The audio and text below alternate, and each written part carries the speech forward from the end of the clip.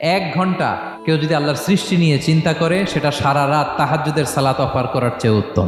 আমরা অনেকে মনে করি শুধু তাসবিহ পড়াই ইবাদত, শুধু কোরআন তেলাওয়াতই মনে হয় ইবাদত, শুধু কিয়ামুল লাইল করা ইবাদত। কিন্তু বিশ্বনবীর সাহাবী, যিনি ইসলাম আমাদের চেয়ে ঢের বেশি বুঝেছেন, তিনি বলেন আল্লাহর এই সৃষ্টি শৈলী, এই সৃষ্টি নৈপুণ্য নিয়ে 1 ঘন্টা চিন্তা করা, ক্রিটিক্যাল থিঙ্কিং করা, সারা রাত নফল তাহাজ্জুদের চেয়েও সেরা। সূরা আলে ইমরানের 190 নম্বর আয়াতে আল্লাহ তাআলা বলেছেন, যারা আকাশ বাতাস পৃথিবী সৃষ্টি নিয়ে চিন্তা করে এবং সর্ব অবস্থায় আল্লাহ তাআলার জিকির করে এবং তারা তাফাক্কুর করে, ক্রিটিক্যাল থিঙ্কিং করে এবং তারা বলে মা খালাকতা হাযা বাতিলা, হে আল্লাহ তুমি অনর্থক কিছু সৃষ্টি করো নাই।